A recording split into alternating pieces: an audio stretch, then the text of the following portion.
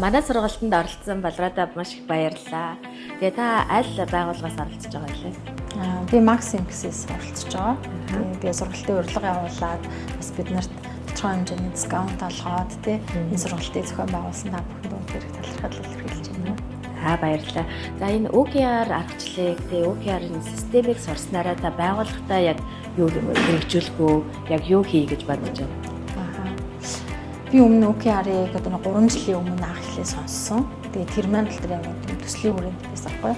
Тэгээд тэр төслийн хүрээнд сонсож байхад хүмүүсийн одоо нэг ойлголтыг олох дээр би юу гэж бодсон бэ гэхээр стратегийн төлөвлөгөө OKR 2-с харшгүй хамааралтай. Гэхдээ тэнд нийцлийн 80% явах хэрэгтэй гэж би ойлгож байсан юм. Өнөөдрийн сургалтын дээр бол би үгүй юм байна.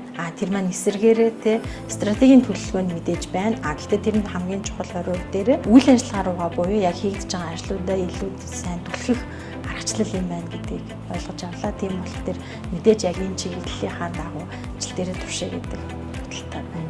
Яа тийш дээ яг таны хэлдэг яг зөв те мэдээж яриг бид нар гүйцэтгэл байх хэрэгтэй те хамгийн гол нь байгууллагын үйл ажиллагаа байгууллагын одоо үр дүн те тэр нь гүйцэтгэл дээр л тулгуурдаг. Тэгэхээр бидний таны хэлж байгаа тэр нөгөө Паретогийн зарчим те бид нар 20% дээрээ зөвхөн 20% дээрээ л төлөвлөгөө зохиогооч те 80%-аа гүйцэтгэж.